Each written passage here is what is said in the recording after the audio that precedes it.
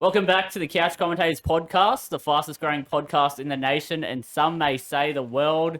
Today I have James, I have no Dan, I have no Lucas, but we do have a special guest. James, do you want to... Yeah, we've got a very special man. I mean, a very special guest. Some say his smile brightens up the room. He's a co-founder of the Fold the Club initiative. He's like the fifth member of this podcast. Mr. Listener Question, they call him. The man, the myth, the menace. Will he be about to get fucking mute? Matty C. How we going, boys? How we good? How we going? How we going? Oh, beautiful, mate. How you been, mate? How was that as the intro, firstly? Oh, mate, I feel very, very special. That's don't know what to say. I'm a bit lost for words. Well, it summed you up pretty well. Oh, mate, I think the menace tops it the best. The first guest on the podcast, Matt. You must feel very welcome, very wanted, you know? Oh, mate. Well, to be honest, when I got asked if I would jump on a long time ago, was like, yeah. Didn't think the day would come around, and here I am. But you're here due to popular demand, mainly your demand, banging on the door every Tuesday afternoon saying, let me in! Let me in! All this man wants is a beer. I'm sure there's a couple fans that have wanted to see you on the podcast for a little bit, and I'm sure they want to see some of the questions we'll ask you later, Matt. But firstly, lads, I'm just going to ask you how your weekend was. Matt, how was your weekend? Oh, mate, pretty quiet. I've had a couple of big weekends in a row, so it's always good having a quiet one, keeping the missus happy, as you know. That's the way. James, how was your weekend? Yeah, not bad. Went to the pub, lost some punting. Went to the local footy club's presentation on Sunday, shook some hands, kissed some babies. As you do. Yeah, as I do. An important person like you, James. Yep. I mean, I had pretty much the same weekend. Went to the old Roos, the pub, and the Caulfield Cup was on, and that was also my bet, which we'll probably just get into it automatically. Accountability. Leachy's loss, west wind blows in the Caulfield Cup, second place, and it was tough to see it just lose, but what was even worse was I was cheering on the other horse. It was comical that I thought the other horse in yellow was my horse, and without a fight comes flying down the outside while I'm cheering it as west wind blows, and it was tough. It was tough when I found out my horse lost. Funnily enough, because we do on our table bets that we always do, Big Scotty, he's picked it on the table bet, so he's cheering as well, but it's like, that's not your horse, Brandon. It's a sin of punting there. To cheer on a horse in the straight and then it loses. Human. But another loss from the couch commentators. Actually, all of us lost this week, which is great for us. Lucas's top tip was Lofty Strike. Didn't do too well. I think it wasn't even the favourite Spacewalk. Also was butchered by Jamie Carr. It was another horse that I've lost the name of, but Lucas, another loss. He went, 5 in a row, and now he's lost 2 in a row now, isn't it? Yeah. So, sounds like Lucas. Yeah, tough times. He was the person who brought Amelia's jewel down for the first time ever. That's what I'll put it on him. Yeah. Special mention for Lucas. It's a fucking donkey. That is true. Dan's decision. He had a multi with NZ and Fiji, 13+. And he had Ravalawa and Ronaldo to score. Ronaldo obviously did score, but Rava didn't, and Fiji didn't win by much. Tim's Jam, Vivian, do you remember the race? I sort of remember it a bit. It didn't really do much. Just never looked like it. Had a bit of a shit run, but yeah. Tough week. I think it was 3 wide, which never good. For the Couchies. The listener bet was paying $31. It was actually... Matty C's brother-in-law almost. Nick Gerdick has come up with Volk by submission. I don't think Volk was ever going to win by submission if he did win. He's pretty fucking silly, that bloke. Yeah, nose is bigger than the brain. Hear that one, Nick? I heard Matty C got up. He didn't bet on any of our bets, which is smart punting this week, but not this next week. I swear we've got some winners coming up. Bet with your head not over it. 1-800-858-858. Gamble responsibly. See, we're professionals at this, Matt. All right. into the horse racing. We already mentioned the Caulfield Cup, but there was another big race, the Five Diamonds Prelude. We're going to do what we did last week with Dan. Me and him, we decided to react to the races live. So I'm going to get you guys to a bit of a live reaction. Good start from Palmetto. And let me tell you, lads, he comes back and wins this. God damn it, spoilers, I can't read titles. Tell you what, if I was running a race, I'd be the number 2 at the back. Number 2 at the back, yeah, dead last.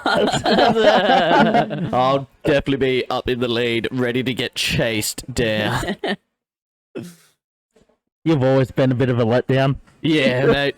Just ask every girl I've disappointed in bed. Back to the horses. Back to the horses. Well, what a lead at the moment. No one can bring this horse down. At last. This holder, like, watch this finish because this is crazy. 3 horses that get real close here. Feels like I'm watching a fucking harness race at Menangle at 11 o'clock. Jared Croker's not next year. I'm better at football. Palmetto's starting to come through. I was on Waterford, I'm pretty sure. Can't even remember what I was on. I definitely wasn't on Palmetto. There we go. Yeah. Oh, I detonated Jack, was I? That's pretty freaking close. Is so close. Yeah. The photo finish. All 3 horses deserve to win that. But at the end of the day, Palmetto gets the dub. So Too good. Too easy. Too easy? Jeez. I hate to see your tight finish if that's too easy, man. Mate. When I was 18 and betting on greyhounds, you see some very tight finishes that end up in very disappointing losses. that was a solid race by Palmetto and Waterford, who I was on.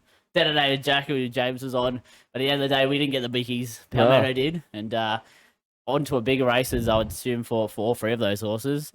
But we're going to get to the Caulfield Cup. We're going to watch the big it. one. I'm going to relive my heartbreak, and then I'm going to give my opinions on the race, because there was a bit of controversy after the race. I don't know if you know, but we'll get into it. Oh, yeah, I did hear that. I've also got controversy of my own that I'm going to stir up.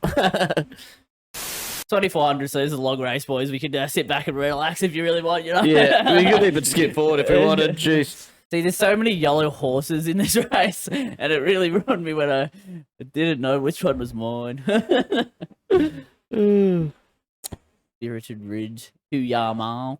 United Nations, they're doing a good job at the moment. You're as bad as Lucas. Wait, good thing his name's on my mic. All right, here we go. We're getting there. 900 meters to go. At least the Spirit bell's ringing. Ridge has held on the whole race. A healthy $25 odds. And now the Nations comes up. Where's And I'm West just Wind watching Blows? Gold Trip. I'm like, get out. Yeah, Gold Trip, unfortunate on its positioning, because... It was a bad run. Like, he had the choice not to get into there, but he put himself into there. It was so frustrating watching it. Here Again, it's similar to my bet in the Everest last week on I Wish I Win. It's probably the quickest horse, but when you don't get a good run, it's hard. My horse just takes over, and I should just be cheering on West Wind Blows here. Go West Wind Blows. And then Gold Trip gets closed up. And then my thing dies. Gold Trip should change its name to Where's the Gold? Because there was no gold there. Hunters? Without a fight, comes in and it shows a mighty fight there in that race. Yeah, that's it lied to us all. It said it was without a fight, and geez, it put up a fight. It took out Gold Trip, cut its line off. It wasn't fair. So cut off the line. Mark Zara, good jockey, but over-whipped the horse in the straight by like 5 whips or something. So not just 1 or 2, which you can go, yeah, that's just a miscalculation. No, he's just whipped the shit out of it. He's constantly whipped it Can so he much. get fined for that? He got 50k fine, 7 days suspension. But guess what, Matty C? That doesn't get my money back. What I would have won if he didn't overwhip his horse 100%. So I don't know too much about the suspensions, but I'm guessing 7 days is He'll be just back literally, yeah, Cox plate. Cox plate, yeah. Like, oh no, he misses this Saturday. That's all. There's a famous saying, boys. You win some, but you lose more. Like Mark Gamble Sarra, who's responsibly. probably got fucking more money than God. Well, He misses 1 week's worth of work. That'll hurt him a little bit. and he then, just won the Caulfield Cup worth who knows how much. Yeah. Surely the owners go, yeah, mate, thanks for winners, fucking 5 Yeah. mil. Here's a cheeky 50K for your fine. Like, jeez. I'm fuming. You know, if my horse got overwhipped, I'm pretty sure I would have fucking won the race too. Maybe Gold Trip wins the race. Who knows? I don't know. I'm just making up speculation. I'm pissed off though. But yeah, gamble responsibly, obviously. But I could have went back to back. I could have picked the Everest Look. and the Caulfield Cup. You win some, and we lost more. Yeah, we all did. We all did.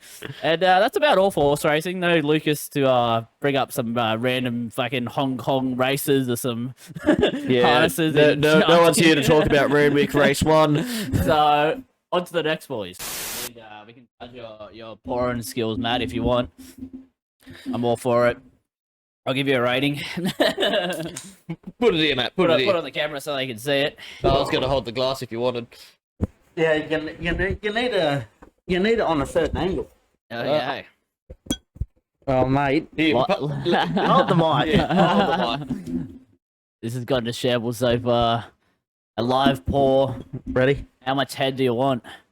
No pressure.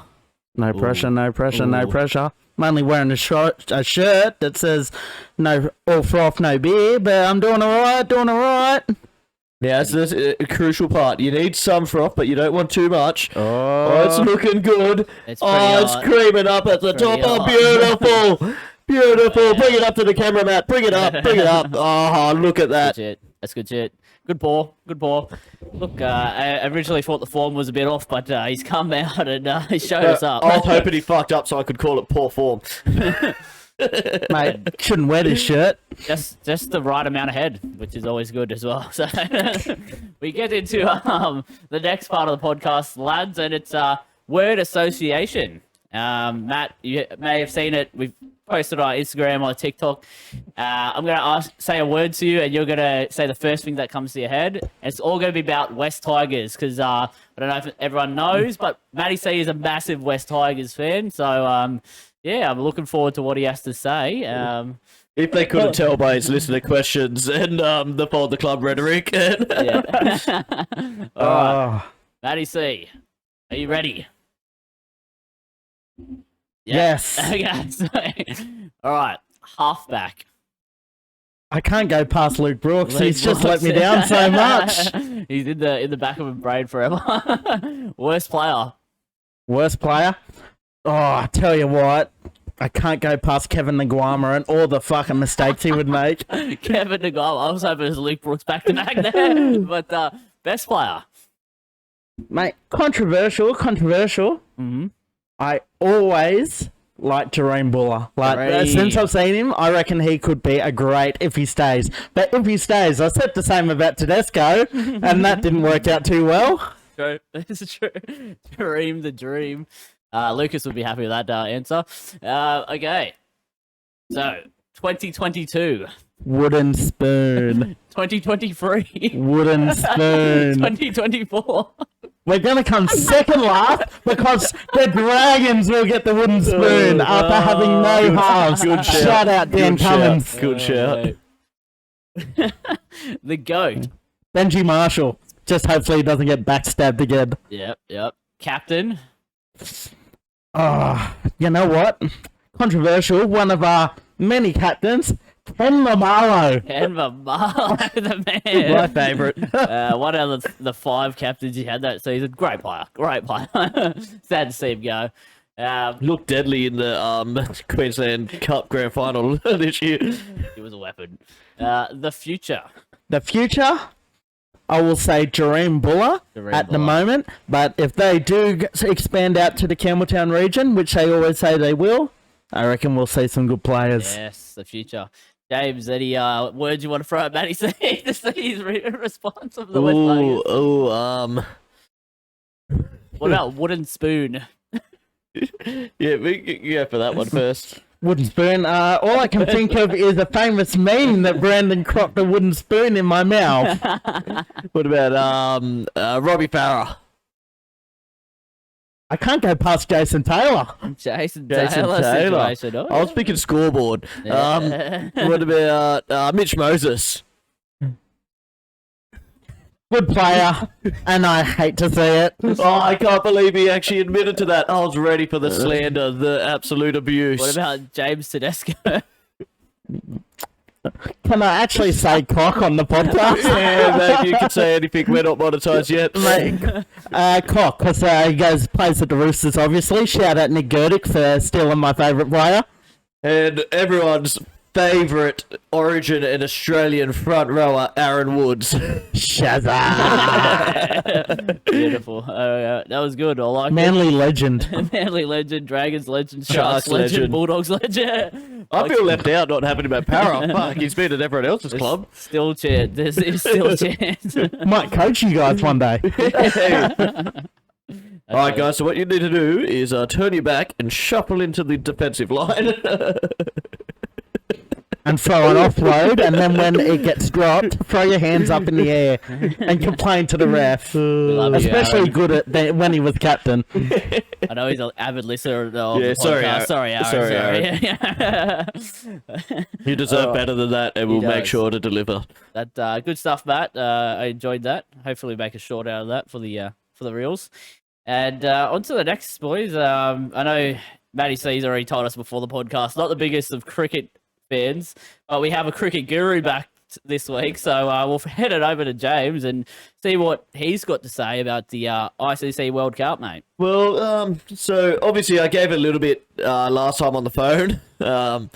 We talked about England's big upset, losing to Afghanistan, and how great that was. I'm pretty sure, was it that day or that night that the Netherlands go on to beat South Africa, which is by far the biggest upset of the tournament. Yeah, that's crazy. Like, South Africa were second favourites to win the tournament at that stage, Matt. And they've got beat by guaranteed last place. Sounds as disappointing as the Tigers. Yeah, It's like the Tigers beating Penrith. Which It happened. it happened. A rainy night in Bathurst that we'll never forget. So, like, after England's lost to Afghanistan, they really needed to bounce back against South Africa. South Africa, though, also really needed to bounce back after losing to the Netherlands. South Africa pumped them, which could mean England's World Cup possibly over. They have not played India yet. I think they've already got 3 losses. Like, after 4 to 5 losses, we'll leave you out of it, because there's 9 games in this tournament, and then like top 4 go on to semis. Australia might be just firming up in the betting market. Oh, we're coming back. We're coming back. What was the other big games recently? I mean, Australia winning pretty nice. Australia won against Pakistan, Pakistan last night just lost to Afghanistan, coming back to back. A team that had not won in 17 World Cup games has just won its last 2 against 2 of the top. Like predicted, it was 2 of the top 4 teams, or at least top 5 teams. It was India. A lot of people had Australia, then probably South Africa, England, and Pakistan as the top 5 teams, and then it was just a mixture of who was going to be in the top 4. Afghanis again, done. England and Pakistan. Pakistan's in all sorts. They can't field. So not for the big cricket listeners. Is it a rough time zone to watch this, or is it on? No, so these games start around 7 o'clock, 7:30 at night. So they're great to start watching. I usually watch possibly like the first innings or like most of it, and then that's around 9 or 10. Fall asleep. Like, it's just when there's nothing on TV, it's great. Oh, you especially need that with the footy season being over. Yeah, Besides exactly. internationals. Unfortunately, this week is a little bit dry, but on, I think it's Saturday night, Australia versus New Zealand. Australia's just coming off a really good win against Pakistan, who just lost to Afghanistan, so how good is it? But in the in that win, Dave Warner, always belittled, I'd say, by the Australian fans for thinking that he's no good. Went on to score 160 in that game. It's really striking back and showing, hey, don't forget, I'm probably one of the best openers to have ever played for Australia. Not just that, our boy Zappa was on Zappa, Lucas's boy. Like I've never bagged him, but Lucas has backed him from day one. Zappa comes in. I think his back's had spasms. Did you know he got lifted out of a pool and hit his nose on a fucking pool wall? Oh, well, the poor guy's been in the wars. Haven't we all done that? He's taken 8 wickets in 2 games, 2 forfers. So tomorrow night we play the Netherlands, which unless they pull off a second miracle, we should win that. And then on Saturday night we play New Zealand in, which is a huge game. New Zealand's only had the 1 loss to India, which was the other night. Which brings me on to my next point. India looks unstoppable. They're undefeated. They haven't looked like losing. The closest they looked like losing was this recent one to New Zealand, and then with some good depth bowling, they kept New Zealand to only like 270. They chased it down with like 20 balls to go.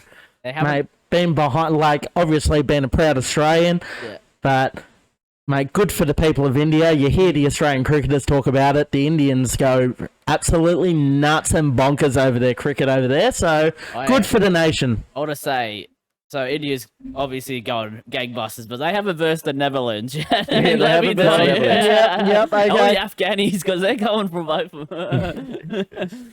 I'm all aboard the Afghani and Netherlands trade, except for against Australia. Please let us win. Also, Australia always beats New Zealand, so expect us to win that. Okay, yeah. Which then goes on to my main point. Australia to win the World Cup. We've lost 2 games so far, our first 2, which looked ugly. We've now won our last couple. We'll win tomorrow night against the Netherlands. We'll beat New Zealand next week. All of a sudden, we're fucking firming up. I reckon if we played India again, we could beat them. So, see that in the semis. I think that's all I've got for cricket. It's been pretty good watching so far. But yeah, India to win, probably, because it's their home World Cup and they doctor pitches. Australia sandpaper soon. Go on. Let's get into the Rugby Union World Cup, gentlemen. 2 games happened. I picked neither of the games, which is pretty terrible by me, but I don't know rugby. How'd you do that? Me and Dan had our picks last week, and the games went Argentina losing to New Zealand 44-6. Did you really believe the Argies were a chance? No, New Zealand are like a weapon. A double upset.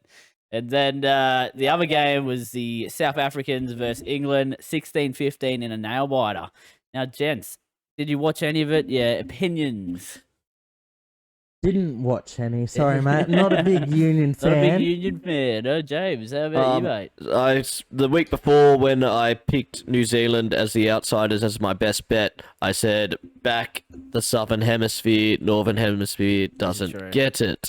It's just continued to prove on. England lose, South Africa win. New Zealand, after Matty C brought up just earlier, they got out to $4.50 to win this World Cup. I got them at $2 just to beat the fucking Irish. Now all of a sudden I think they'll go into this game slight outsiders, but it's New Zealand in the World Cup. They'll be going for their 4th, which 3 is already the most that any team's won. South Africa's the current defending champs, though. How about this, though? On the same night, I talked about South Africa pumping England in the cricket. The same night that Rugby Union World Cup game happened. And they lose by, 1 point, wasn't it? Sounds like Queenslanders in grand finals. Yeah, they just don't get it. Which is tough, because, I mean, I was going from because of my heritage, we're all actually Englishmen here. Shit. Rough. I feel like I'm from the Southern Hemisphere. New go to Zealand, Kiwis.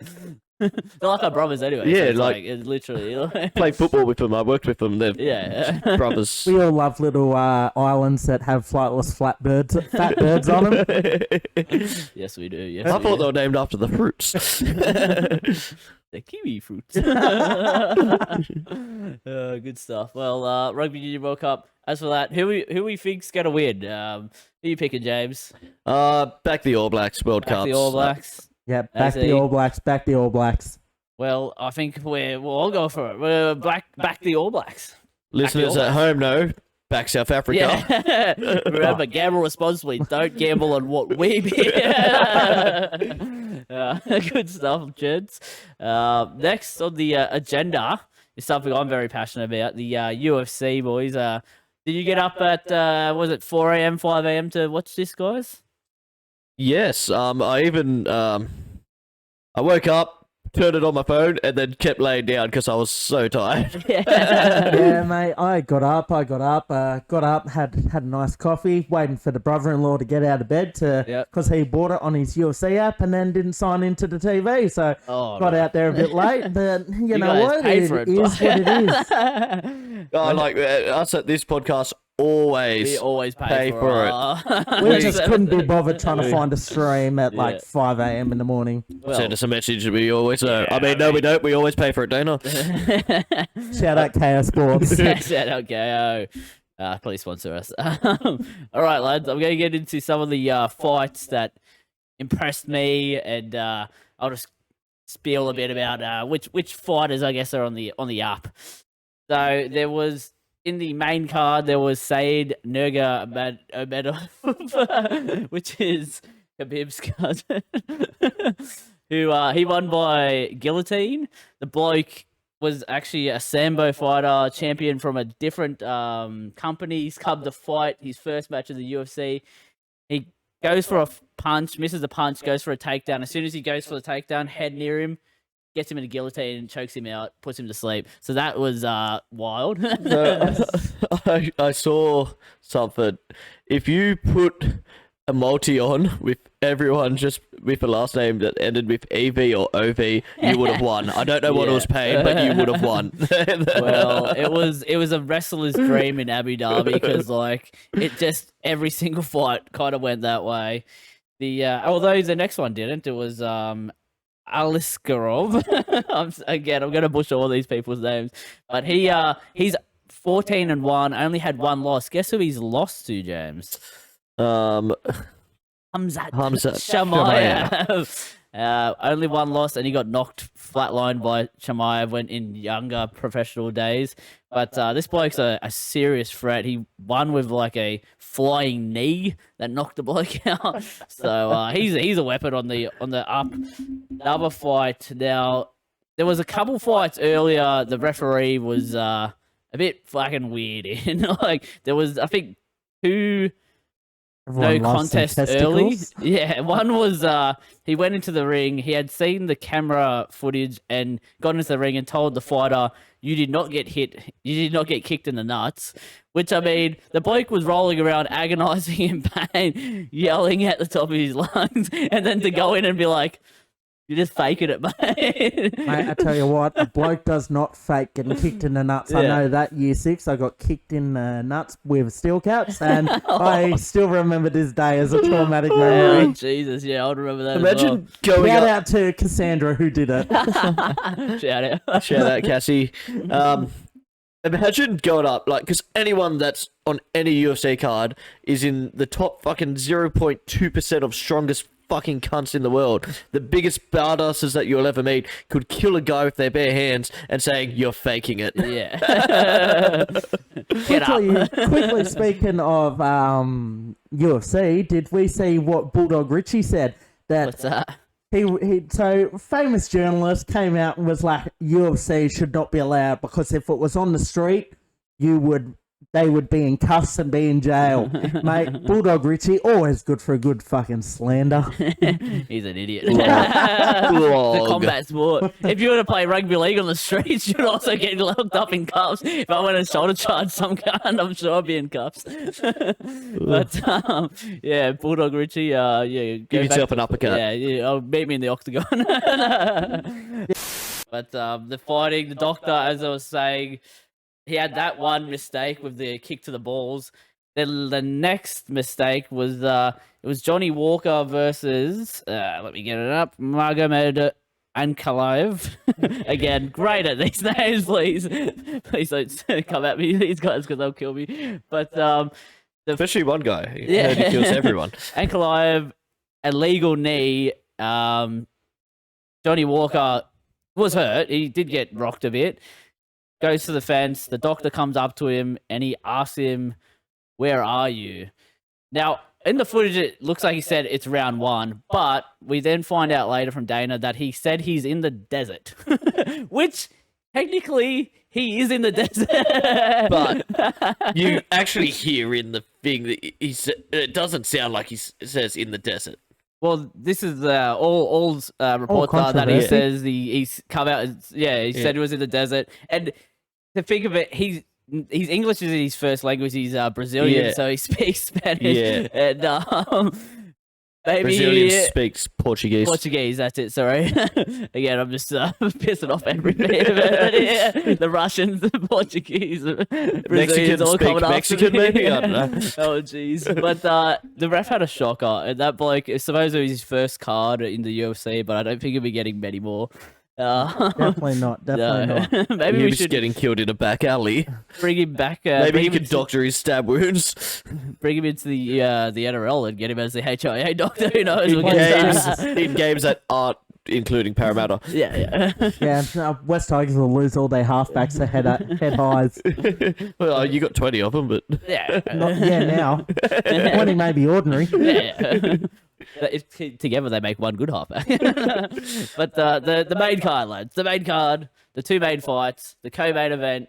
We had Kamaru Usman versus Khamzat Chimaev. I've got those names right because I know those fighters. But this was a great fight. I was obviously on my boy Khamzat. He's first round, he just dominated a 10-8 round from all judges. I thought it was a 10-8 as well. Just out-wrestled him. Even like a couple of exchanges on the feet was better than him. Almost got him a sub. Had his back, was about to lock him in a choke, and then gets thrown to the ground. Now, this is where stories after the fight have come out that he has hurt his hand, which may result in the next 2 rounds, which I think Kamaru Usman potentially won both of them, or you could give definitely one to him. This last round, where he was also taken down a couple of times, you could go either way, which the judges ended up going. Lads, you seen the fight? James, your thoughts? look, big props to Dana White, because he called this a long time ago. He said if you put Usman Kamaru, John Jones, GSP, Conor McGregor, Brock Lesnar, and all into one ring. all in one ring, there's only going to be one winner. Khamzat Chimaev. He kills everybody. He smashes everybody. Yeah, so if you only put one of them in the ring, it doesn't matter whether he's a future Hall of Famer.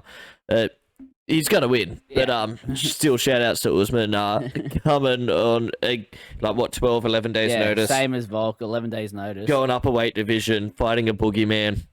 Yeah, to be fair, this was one of my favourite fights on the morning. It was definitely not the card to buy if you were going to buy, because most fights were over very quick. Yeah, it was very quick. A lot of round ones, but yeah, I was hoping for a bit more in the next fight that, and I'm sure we'll be getting to. We'll get to it, but as for that fight, Kamaru Usman, you don't take any chips off his shoulder because he was a weapon. Even in defeat, he was gracious.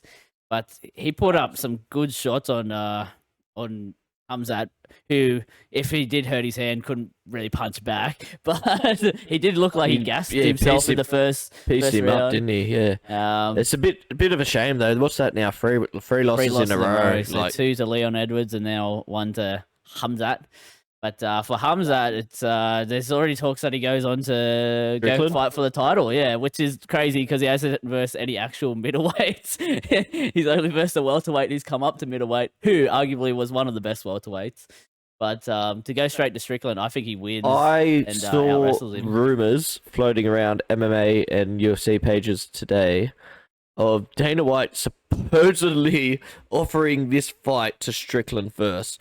Yeah. And imagine the disrespect of offering the champion to turn up in 11 days to fight someone. Well, you know, I know he doesn't want Strickland's going to be the real champion, but he doesn't want Strickland to be the champion. Yeah, I do think if it does come into that fight, Hamzat just out wrestles him and takes him to the ground. But who knows? This is speculation. But we'll get into the main fight, the one what we woke up at 5 a.m. to watch. And boys, am I disappointed? Am I sad? Yep. It's rough. It's so tough. I should have wore all black today. I tell you one thing though. The one highlight is there a higher moment in life than seeing Volk walk out to Down Under? Oh, mate. It started on a high, and I'm like, you know what? This is it. This is it. So obviously the elephant in the room is Volk lost by a shin kick to his head, to his temple, knocked him out. Islam retains his title, and Volk, unfortunately, I think the last time you'll see him fighting for the title, the lightweight title. Shout out for 11 days, but 11 days notice. You don't take a and killer 11 like and that 11 for kilos. 11 days. Yeah, it was a lot of weight to lose in that amount of time. Yeah, it was great. Like the start, like I thought Volk, the one takedown attempt, he stuffed it. Like he looked good. Yeah, he looked good. He wasn't going to get taken very down. good. He was even saying to Islam, "Going, you're not going to get me down now. Like I know your game. I know how to like beat you."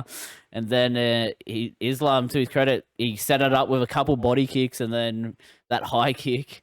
I seen an analysis where a shorter fighter is always looking up at their opponent, so you're always looking at the fist and that sort of stuff. Where like your angle is always looking up and you're not looking at that feet, and it only just missed his guard as well, which is tough. It was so pinpoint and like it just hit the perfect sweet spot of the temple, which just unfortunate, put him out. Shout out to Volk though, gracious in defeat, he always is. Yeah. Just quickly, we'll get back to the fight. Did you boys see the press conference after? Shout out to Volk, talking about mental health and needing to keep his brain busy. Just always reach out if you've got mental health issues. 100%. And it takes a real man to admit to it, and definitely to the public. Like he loves his fighting, loves his keeping it active and in the ring. And again, as we said earlier, like 11 days notice to verse Islam is not many people would ever do that. Did you guys... I hope the UFC does the right thing by him. He wants to fight in January. Like with that kick, give him a bit more time. Yeah. Did you guys see Volk had a unlikely supporter coming in, saying that there might have been a bit of illegality to the finish. Yeah, a couple of hammer fists to the back of the head. Yeah, but he was hitting him on the ground. He was hit. There was a couple of strikes to the back of the head, which is obviously not allowed. I don't think it changes the fight, but it is what it is. It was just surprising that Connor, who hasn't been Volk's biggest fan, was the one that stood up and said that. So yeah. Shout out, would love to see Connor versus Volk. Volk, that'd be good. It'd be good. A good money grab for Volk too. No way Volk gets down. So, Connor gets down. Volk would have to go up and meet him at. That's that. Like the hammer fist to the back head. Like he was already pretty much out. Like, yes, he did a bit of a wobble and then went to the back of the cage, but his eyes were pretty much rolling back at that stage. Like he wasn't there. It was just saving. Seen him get up from. He definitely could have.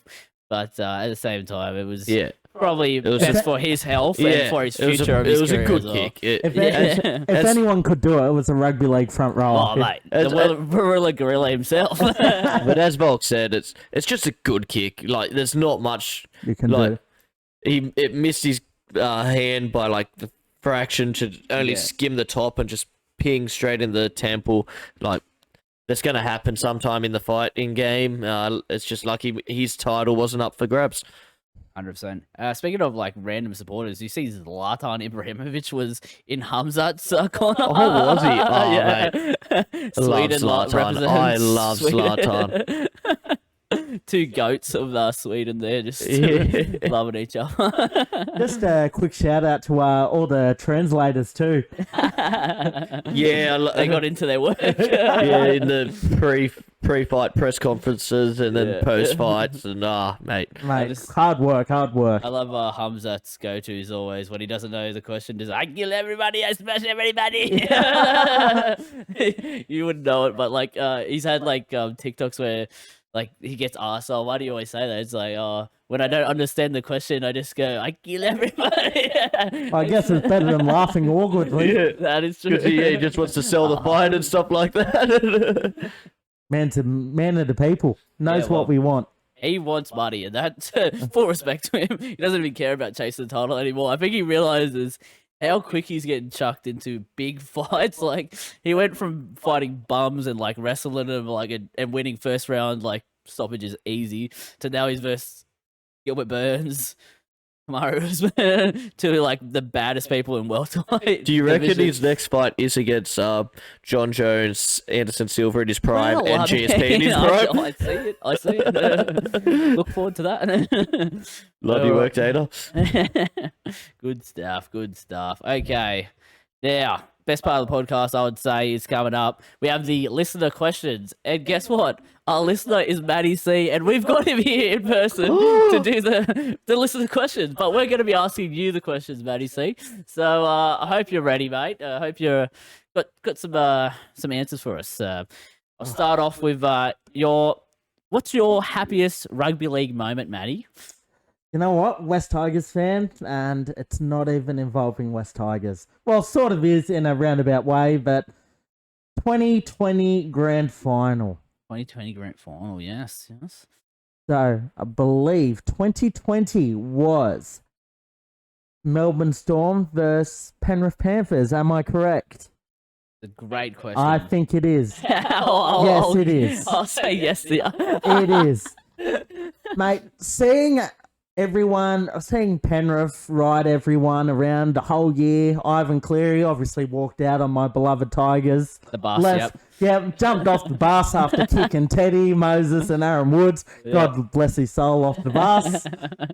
Mate, going to Penrith, absolutely humping everyone all year, and then get to the grand final, the biggest stage, and seeing them absolutely fall to the gutter.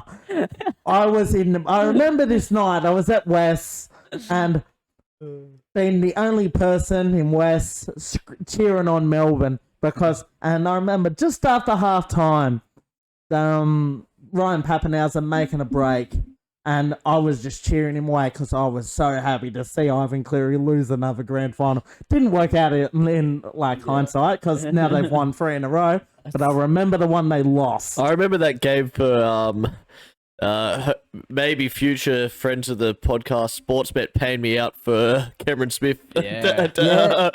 Clive Churchill at halftime. That Crazy. was great. Imagine how much money they would have lost paying that Cameron Smith and then Ryan Pappenhausen winning. I do remember that year. Now it's all coming back to me. I remember, as you said, everyone was going for Penrith because they were on the up. The last season, whatever, they didn't finish in the 8 or whatever. We were all sick of Melbourne. Everyone's like, we just want to see Melbourne lose, and except for you. Mate, I was dirty. I was cynical. I hated it. You love the Clearys. We love the Clearys. The Crimson Chin. The Crimson Chins. All right, Matt. Well, in saying that was your happiest moment in rugby league. What's next? It will be your most traumatic rugby league moment, Matt. I want to know that. Very cold winter's night. Yep. Down Setting the Campbelltown scene. Stadium. Ooh, Campbelltown, chilly. yeah, nice. Chilly. Brisbane Broncos. They weren't too crash hot, not like this year. Coming down, we score 2 tries. We're up 8-0 because we can't kick a goal in our life. Step in, Jermaine Asako kicks 4 penalty goals and a field goal and wins the game. And of course, being with one of my good mates, Nathan Parker, who supports Brisbane.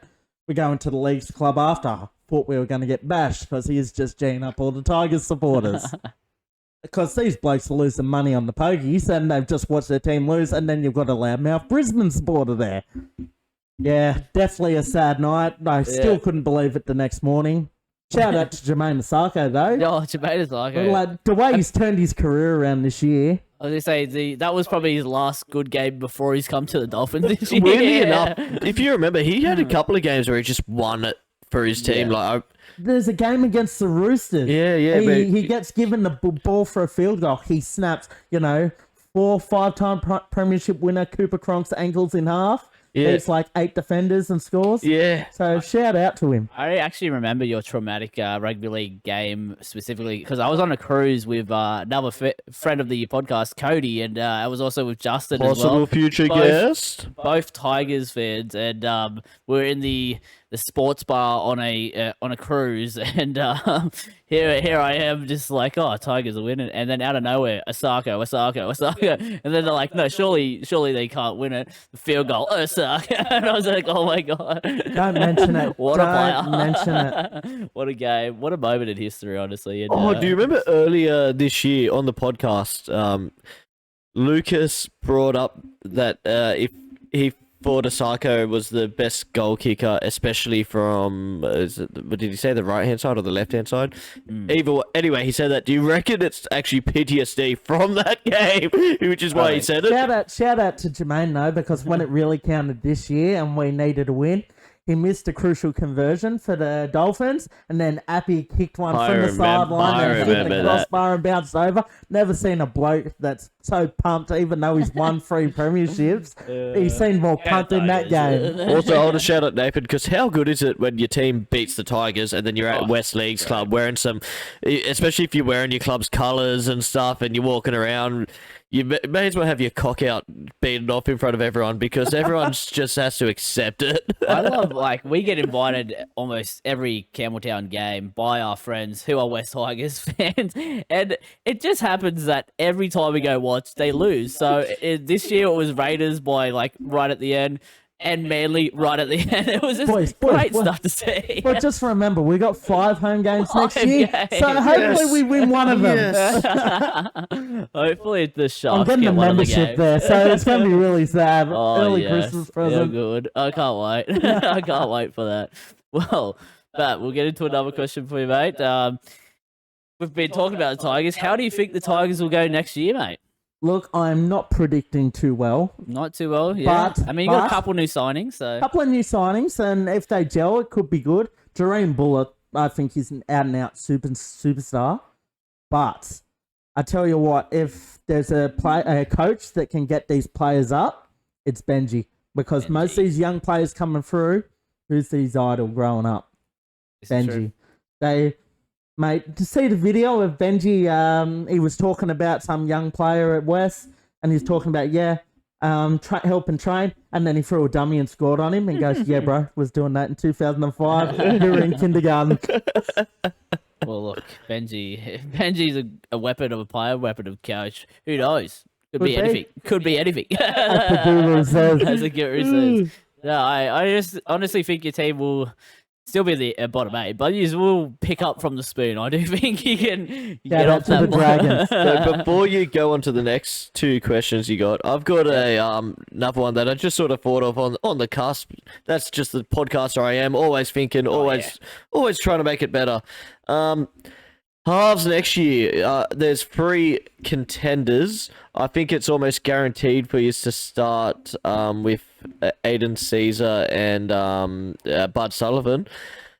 Do you think by the end of the year, young Latu Fainu makes his way into your starting lineup? And not through injury, but like actually I gets there. reckon I reckon he will be in our starting lineup. Do I want him in our starting lineup? No, I would like to see him do a year in New South Wales Cup. But I wouldn't be surprised to see us have him on the bench as a 14. Yeah. I do, yeah, I think Samuela Fainu will definitely get a spot like in the forward pack somewhere as well. And I do I think, don't know, yeah, forward Lassie pack's pretty stacked. I think he'll be like bench rotation. He's also pretty stacked though. Like he was New South Wales captain this year. For the 19s. He was playing for Because Manly you just for a got to couple think games we've as got well. Sean Bloor. They've just re-signed Alex Seyfarth. Rumor is Sean Bloor, Melbourne, Olam Tigers. Yeah, That's well, the you know rumor. what, but I'm not sure because Olam, yeah, he hasn't been the same. I don't know if I would sacrifice because Sean Bloor was the New South Wales under-18s captain. He was shortly after Payne Haas was. But you got a new one. Yeah, I know, but we got a new one. But what's to say this bloke doesn't go to Melbourne and become the next Tino down there? He could. Shout out to Craig Bellamy, always proving us bad. But Matt, I've got more questions for you, mate. This one, I think the fans will want to hear. What do you think of Cronulla Sharks? Flat track bullies.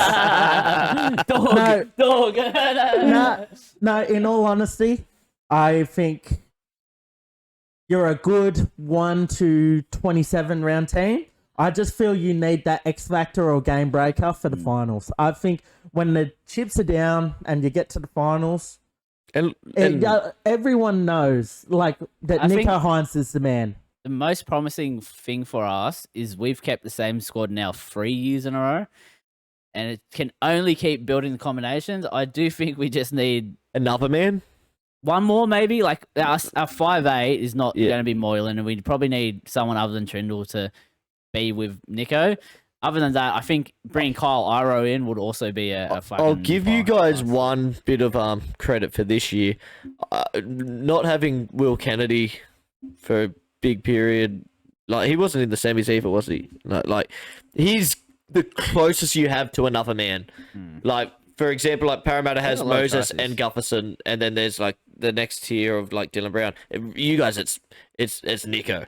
It's the Nico show. Nico factor. But yes, no, I'm sure the fans wanted to hear you say flat track bullies, to be honest. Yeah, 100%. At least you didn't get up and try and fight me like you fought Lucas. One more time for the fans.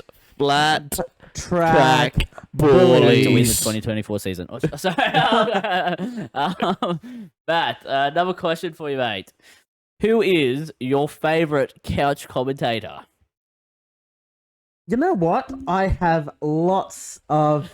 No, all in different situations. Oh, what? Yeah, But if I was going all out, I'm sorry, James. There was a reason the good man on the right-hand side or the left-hand side for the listeners would be Brendan Leach. He was the best man at my wedding. You would cry if you didn't pick him. But in One by all default. honesty, if you're having a good drink and a good party, it's definitely Jimbo because Brandon can get pretty quiet, pretty tired early. Yes. And if you want a bit of confrontation, it's definitely Dan because he just doesn't give up. And you know what? If you want to have some abusive road rage in a car, it's definitely a shout out to Lucas. Shout out to Lucas. Shout out to Abbo Pete. Some bad punting as well. If you want some of that, Lucas as well. Shout out to Lucas on his honeymoon over in Alaska. Yeah, I'm sure he's listening to us as he sleeps with Kate. Yeah. he'll be sending over a top tip. I'm sure it'll lose, as it always does. Good at back in a second. But some people will like put the cricket on in the background, like because it's boring and go to sleep. He's going to be listening to 100%. us, Mate, but he's going to be awake all night. I don't know if you and Dan talked about this last week. Did you? I've got a story for you about Lucas's wedding. You guys? Is it safe to say? It is safe to say. So I go to the bathroom, and anyway, walk past the bridal room. The groomsmen are in there. Kate's in there. His lovely wife. Shout out, Kate. Good luck. And the bridesmaids. Lucas isn't in there. Where is he? Anyway, go to the bathroom. Lucas is screaming at Mr. Brightside in the tag when it's freaking losing. Kick. Kick. I just walk in. It is your wedding day. What are you doing? It was such a good day of racing. It was Everest Day, man. I can't believe he ruined our Everest Day. Shout out to the referendum too. I can only imagine how he would have been for Amelia's jewel. Was that you guys in the? No. So we were in the bridal room, like, because you guys were like having your little drinks and stuff like after the ceremony, and like, so we got back from the photos in the bridal room, and we're just like, look, we're all ducking out for about 5 minutes. Just to head out, watch this race, and come back, and we all watched it lose out in the you know, those TVs that were in front of the bar.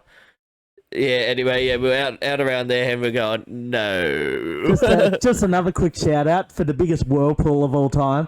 Ordering a beer and wine package for your wedding, and then because Canadian Club's on tap, they never to drink Canadian Club. What a whirlpool! Good stuff. Shout out Lucas. Anyway. Shout out Kate for the great weekend, and hope they're having a great honeymoon. Hope the Seattle Krakens got up. I didn't look at the score. They went and watched the hockey, which is pretty cool. But yeah, we'll get into the last question, Matt. After all this stuff we've brought up and we've been pestering you about the Tigers, will you come back on the podcast? I think I will. Yes. As long as I'm invited, as long as you guys are happy to have me back. I'm sure the fans will want a round two of Matty C. I might need a bit of a break. It takes a lot out of you. Yeah, credit to you boys. I think the next time we have all four of us on with you as well, that'll be good. Yeah, great. Dan spraying me alive on air. Gonna need a bigger couch. Maybe a Tigers loss as well would be fantastic. Okay, just for you boys, I'll come on the podcast a week after we get pumped by 50. Yes, or the Sharks beat you. I reckon 50's funnier. Okay, so all right. Into the NRL talk, gentlemen. Not too much to talk about, but I'm sure we will spill on for a couple minutes. The Pacific Test is still going, and we had New Zealand defeat Samoa 50-0, which is... Did we boys see this happening? Absolute flogging. No, I didn't see it going to be this bad. Close. I thought it was going to be 13 plus, but I didn't think it was going to be 50-0. I did think I'm at the same idea. Aren't good enough to beat New Zealand or get close. I thought like 32-8 or something like that. Yeah. The thing is, like, the weird part is obviously halves. They're a big part of your game, and like I saw Parramatta get smashed when we rocked up with weak halves and stuff. But you'd still like to think that a strong forward pack and backline can keep you in the game. 50-0's big. That shows a lack of effort, to be honest. Yeah, to get pumped by that much. And as much as Stephen Crichton's a great player, he's definitely not a half. He kicked a couple of balls out on the full. And like Dejan, like, shout out to him, but he's trying his guts out. Like Dejan Arce is great footballer. He can play a bunch of positions. Halfback's probably his like fourth best position. I reckon 5'8". More a thing for him. I don't see how Ronald Volkman doesn't get the start. Yeah, I was very surprised that, like, I reckon a Volkman Arce would be a good combination. You get Crichton in your centres or fullback. I reckon centres. You keep that star, that absolute star.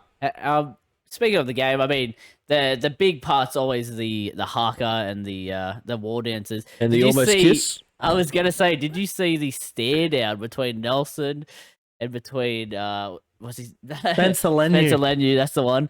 How good was that? Like, that was intimidating as hell. I'm not one, I would be breaking eye contact and be like, sorry. What did you think, Matt? But, so, you know when you see some crazy person's eyes and you know they've got a screw loose? That is Spencer Leniu. That man is nuts. Actually, quickly talking about the boxing, did you see Nelson came in at 139.5 kilos? Imagine that guy up against Spencer. Imagine seeing the guy just beat the shit out of Jared Wallace, knock his teeth into fucking somebody's hair, fucking 3 rows back, and then you go staring at him. Ooh, mad dog him right to his face. I tell you what, the man's got balls. 100%, he's got big balls, and he's going to be ready to take on Big Jared next year because they're at the same club. I was about to say you're frothing if you're a fucking rooster. Shout out Nick Gerdick. And then, had to bring it up, lads, but how good is it to see back in full flight, Ronaldo Mulatalo. Oh, I thought you were going to say, international how weapon. good is it to see him bomb a try? Yeah, well, Mate, he's good at that. he's good for He's that. good at that. But he's also You know good at what? scoring You'd tries. probably win a finals game if he didn't bomb tries. Oh, mate. He's good at bombing him, but he's also good at scoring him because he also got a try. So, I mean, could have got two. He's almost as bad as Talakai. Oh, that's a bit harsh, mate. Talakai, one The of Garbo the runner. best try assist for a centre, I'm pretty sure this year. So, give him that at least. I can't believe you bullied me into, and by bullied you, or you just said that you were putting a bet on it. I decided to follow you on Ronaldo for first try scorer. It was Oh. rough. It was tough. Osaka got first try scorer, and How good has Osako been? That was destined to fail. that's the highlight of that. That game was just seeing Osako, as we were saying earlier. The bloke didn't have the greatest of times at certain clubs, but one of his best seasons at Dolphins, best point scoring season. Yeah, by certain clubs, it was really just Broncos. His time at the Titans was half a year. Well, I completely forgot he was at the Titans. Yeah. Yeah. Because did you hear the story about him with Wayne Bennett? Wayne Bennett, he wasn't even signed for nothing. He was just sat at home. Wayne Bennett rang him up, come play for me at the Dolphins. Yeah. Wins all these awards, ends up playing for New Zealand. New Zealand, and then killing it. It's as well. really like sports movie stuff, isn't it? Like Wayne Bennett and the Broncos, that Dolphins documentary series that was at the start of the year, and how it's all come into fruition. Did you guys watch that? Yeah. Yeah, it's good. Did shit. you watch the Penrith Panthers one with the second bed, the No, 2P? I need to climbing watch to that. the top. I need to watch that. That is that good? That is good. I It's just sad Nothing seeing will Ivan top, Cleary. Tales of Tiger Town. That was Love such a seeing good Madge watch. kick a chair. Shout out Madge, New South Wales coach. New South Wales coach. How good's that? Love watching that with old tell you- housemate Jay. And If New South Wales plays anywhere near as good as New Zealand, I'll be that's fucking what I was. happy. Yeah. Well, that's what I'm going to say. Doesn't Madge's stocks just rise and rise and rise? The pressure Madge would have been under if New Zealand got beaten by Samoa and then got to Australia, got beaten by Australia this week coming. imagine if they pip Australia. All of a sudden, I'm frothing Origin already. All of a sudden, I tell you what- Tigers trying to side him back. Yeah, well, at least he can't do bloody army camps for Origin. Well, don't hold him back. He probably will. He might. Anything else on the Samoa New Zealand gents? No, I think we nailed hit the spots. Looking forward to Madge's New South Wales coach. I tell you what, it's going to be good to see Samoa in a couple of years. I know Tino's and Payne are playing for us at the moment, but there's talks about them moving over to Samoa. Imagine the forward pack of Spencer, Tino, Payne Haas, and Spencer Lenu. Junior Paulo. It's a scary thought. But, Australia lose a lot of punch. But at the end of the day, it always comes back down to their halves. If they don't have the weapons coming through, I just don't That's know. another thing to quickly raise. With watching this game and watching how bad they were, but last year they were in a World Cup final. Jerome Fluai's price just goes up more. As Brendan said, Carlo Luapu, who was originally named in their squad but pulled out to injury. Actually, is did you see the news about that today? That's Might be what out I was all bringing up. year. That's exactly where I was going, Matt. Yeah, possible 12 months recovery for a serious neck surgery as a developing 19-year-old or 18 turning 19-year-old.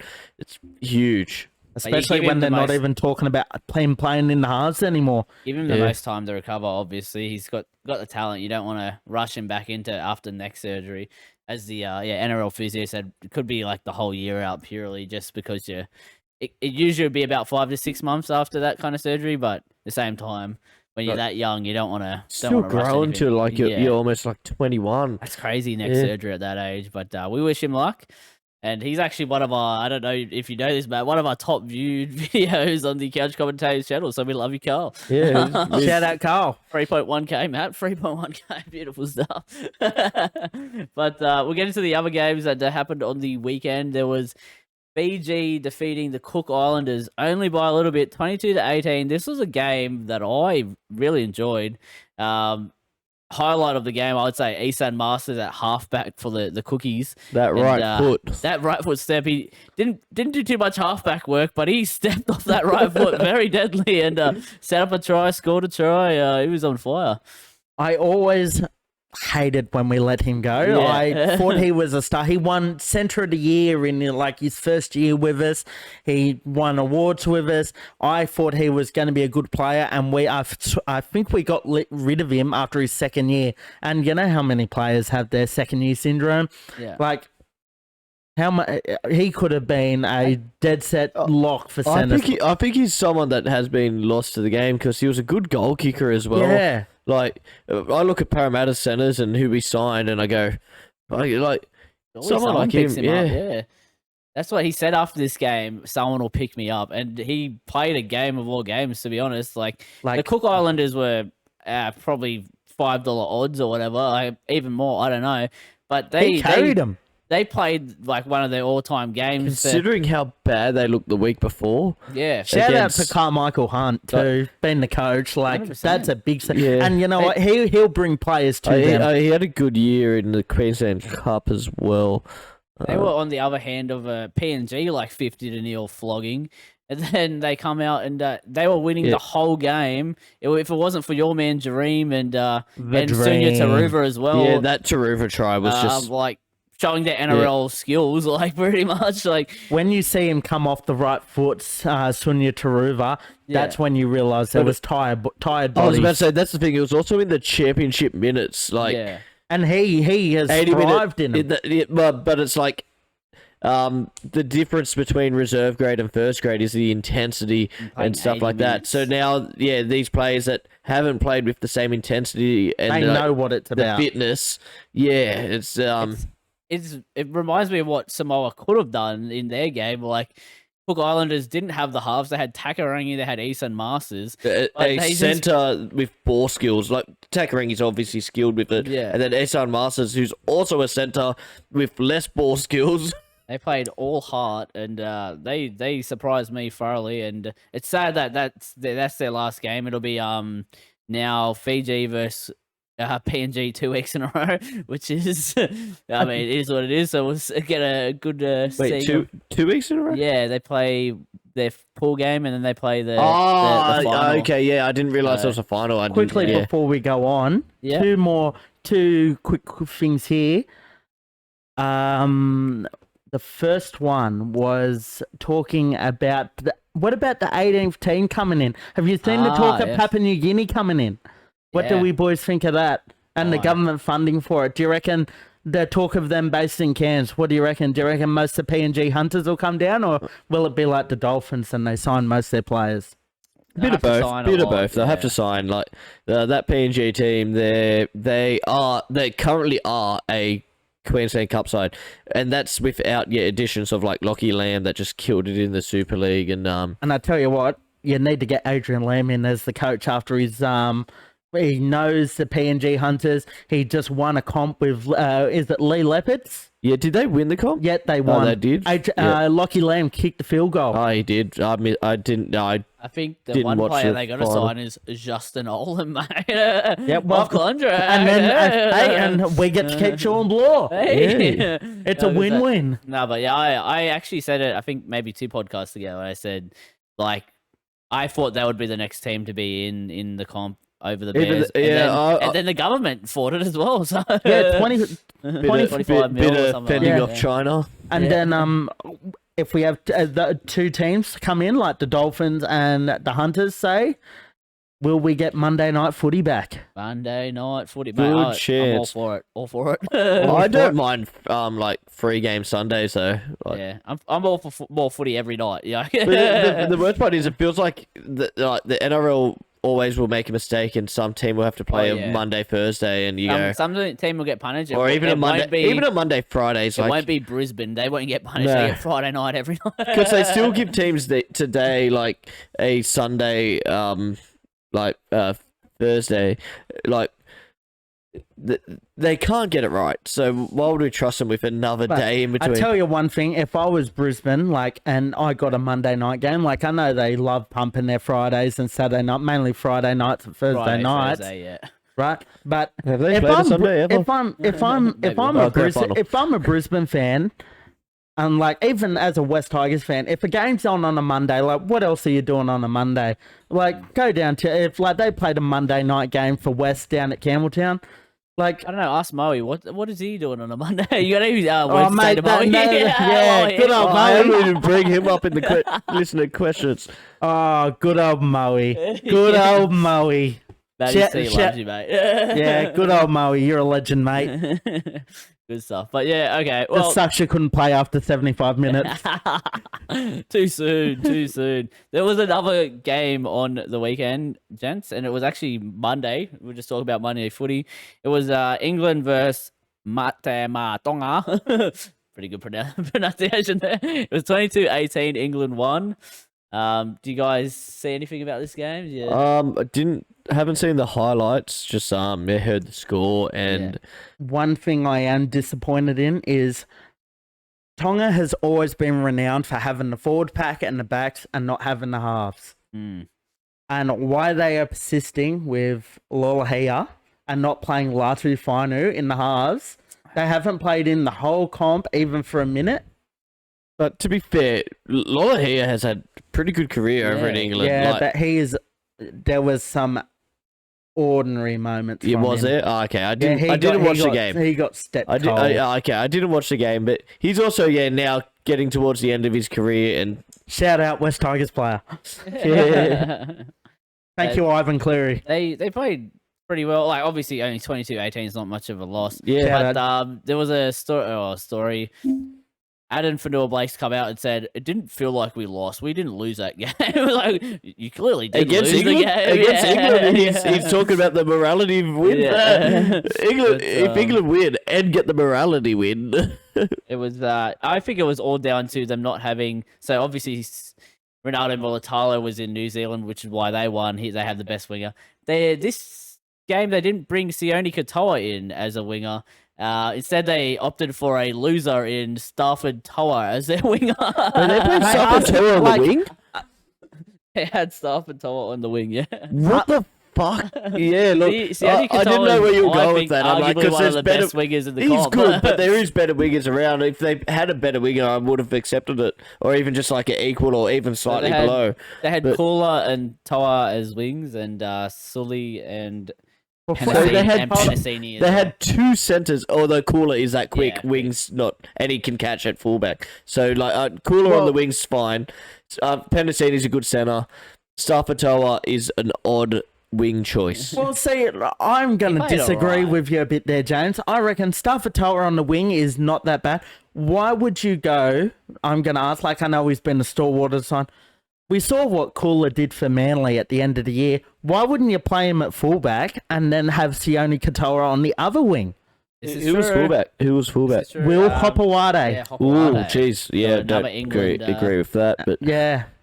And speaking of Staffatoa, ask Valentine Holmes, Australian rep centre / winger, about a famous night at Leichhardt and what Staffatoa did to him that night. I'll also reply to that with ask Stafford Toa about a famous night at Yeah, North Queensland. to be fair, but like he's a rep player. Staffatoa, like I know he plays for Tonga. Obviously, you guys smashed him. It was on your wedding day. It was a wedding day miracle. We've brought it up here. I can't believe it never happened. That should have been your happiest West Tigers memory because it was on the happiest day of your life. But Yeah, no, because I was more focused on my wife. Sorry, mate.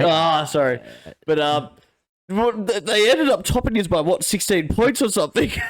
Yeah, rough.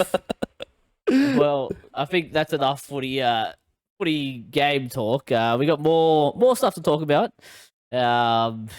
Reece Walsh get into party season, boys, and I don't know if you've seen his dance moves. I haven't seen it yet, and I'm ready to fall in love because I have seen it. I'm pretty sure I'm the one that brought it to everyone's attention. Yeah.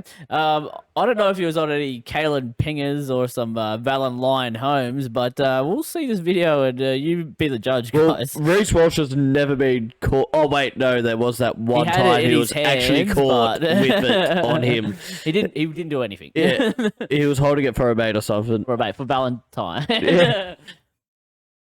So, as you can see, not many people are dancing, James. And he's just on the side of the car. He looks like me when I am fucked. Mate, that is a couple of vodka Red Bulls deep, I think, and just hopefully he didn't get found by the police afterwards, like his previous event. Mate, I'm all good for players having a good off-season, having a rip good and tear, mate. time. I'm just Celebrating house by. I'm just sad. I'm just sad we didn't see a sprinkler or a lawnmower or something. Or a bubbler. Oh, shout out Todd Carney. Listen to him on the buy round. What about your famous dance move, the washing the hair? It was always a good one. I'm gonna have to use Just for Men for that, surely, with this grey hair coming through. Good stuff. Well, other stuff that we have on the list of stuff to talk about. November 1 off contract players, lads, and there's a couple big names that teams should be looking at. Sharks obviously not, because we're in the best form of our lives, going to win 2024. What players are you guys thinking you might want to? So I want to go to my down ear to the ground reporter, Matty C. So We got I wrote down a couple here. I would like to see what you guys think of him. So first one, Tommy Dearden, coming off contract at the end of 2024. Who can we see that would like to get a hold of some good old Tommy Dearden, some good old Queensland country stock? Is he not just like pretty much the perfect replacement for Ben Hunt for the Dragons? Yes, and this is what I wanted to raise. If you're the Dragons and he's that disgruntled, do you go for a player swap? Yeah. Ooh. Would the Cowboys take it for chance of grand final success in the next 2 years? Oh, sorry, 3 years, because it's this year and then, yeah. You just got to weigh in. They have Jake Clifford coming back. Do you build around the future and get rid of Chad, and you have Tommy Dearden and Jake Clifford in the halves? That's what I was thinking. Maybe I would rather get rid of Jake Clifford and keep Tom I Dearden didn't know and Ben Hunt. Clifford was coming back. Clifford's coming back. Clifford's back. Shout out to Clifford. I think Dragons would be stupid not to have a crack at him, but I do think he needs that strong guiding half next to him. So I think it would be good if they had him and Ben Hunt together. Yeah. Where, I don't know. Yeah. Pretty OP. Okay, next one, Ezra Mam. I personally think he will stay, and I reckon He's talking about dynasty stuff. I reckon he'll stay, and I reckon he'll be on unders on the books, and I reckon you'll see some third party deals with Anyone Reece would be Walsh. stupid not to want him. Like, Sharks would love him. I mean, Tigers, shout out. And as we just saw, Reece Walsh loves a bit of a party, so maybe Ezra joins him on a third party. Shout out to him in the tuxedo shorts. Oh yeah, how good was that? Hot. Good stuff. Okay, next one, Bradman Best. I can't see him going anywhere. Can you, boys? He'd be crazy too, but I heard the Tigers were offering like 850 or something. If you're Bradman Best, you would not leave Kalen Ponga's left hand side. Centre money is not You reckon- 850k. Do you reckon he's holding Kalen Ponga's pocket like a prison bitch, or? I think Sharks would. I'm be surprised a he good didn't walk option out the for him. cubicle with him, boys. Allegedly. Parramatta needs like at least a You need centre. a good centre. We need a good left edge centre. Talakai, the flat track bully, can go back to the bench. Back to the second row because Bench. no Wado. So. Teague Wilton, mate. You can't let that Teague. good old Teague go. But no, I think he is a player I also would be looking at. As you said, though, I think I would think it to turn away from 850k is stupid, because like I don't think anyone's offering him that anytime soon. And I he don't could even know sign if for a I couple- don't even know if the Tigers offered him that. Yeah. Okay, next one. And this one hasn't been spoken much because he's in the shadow of Ezra Mam. Jordan Ricky can negotiate from November 1. Am I just blind, or have you guys not heard much about this? He is a good back rower. I haven't heard a word. He's just had his best season. Always had talent. Could fit into a number of teams. Brandon? Yeah, no, hot boy and good player. Yeah, very hot. He's come into his And element this year, I think. So With salary cap squeeze with Reece Walsh in 25 and Ezra having to soon. buy Ezra back as well. Yeah, Like we just saw what happened with squeeze him out. Parramatta having to re-sign Dylan Brown and Mitch Moses. They lost like what 5 or 6 players. Yeah. Now, Yeah. a big one, Joseph Manu. Joey Marnie. Does he chase that fullback money, or is he a Roosters? I think he fullback? plays centre for Parramatta somehow. I think he's. Yeah, either he goes straight into fullback to somewhere, or he just holds out. Teddy's got to retire soon, baby. Yeah. Hold out to that $1 million paycheck. He's already for the signed to Roosters. Union. Yeah, I mean, I don't know. Does- You just signed a 2-year contract at like 7. and then wait for Teddy. That's what I think he's Does gonna do. Suaalii backflip? Yeah, No. with the state of Eddie Jones and the Wallabies, do you go? I wouldn't be going. Shout out Eddie Jones. I know you got told you were going to Japanese rugby, but you've apparently committed. You're a man of the And people. he's a big listener. He's a big listener. I love you, Eddie. And the big one, the last one, Jerome Luai. This is the one that's had the most smoke around it. And he's just signed with that new management coming. I think it's Black Money. Yeah, the fact that he's now a 3 premiership winner, World Cup finalist with a second-tier nation, he is an extremely good player, as polarizing as he is as a personality, and as his speeches go. He deserves $1 million. If you look at the other players on $1 million and the players that are just under, there's no way he doesn't deserve $1 million. Yes. I think again, the teams that are at the bottom of the comp need to throw money, like Tigers and Dragons. Like the 2 halves you got this year, sure they're like placeholders, like they're there for now. They're not people I don't think he's going to bring into a comp win. So if you want to win a comp, I'd probably say Jerome Luai would be a buy. I've got a smoky, and this will be live reaction because I haven't said to him. Gold Coast have 2 fullbacks. Kieran Foran's getting towards the end of his age. Do Gold Coast go after Jerome Luai and move on Kieran Foran and a fullback? I think family and friends will be the reason he wouldn't go to the Gold Coast. But who knows? You Money's know money. Jerome Luai, he looks like he loves a good time. Man of loves the to place, party. Gold Coast. I think we end up seeing, fuck now. Does he stay? Brimson. I almost forgot his name. Sorry, Brimo. Just going into 5'8", even though it's not his best position, and that's how they'll keep their 2 fullbacks. And you can't imagine Foreign playing more than a year, can you? No. I can't. Tanner Boyd will be a good 14. Yeah.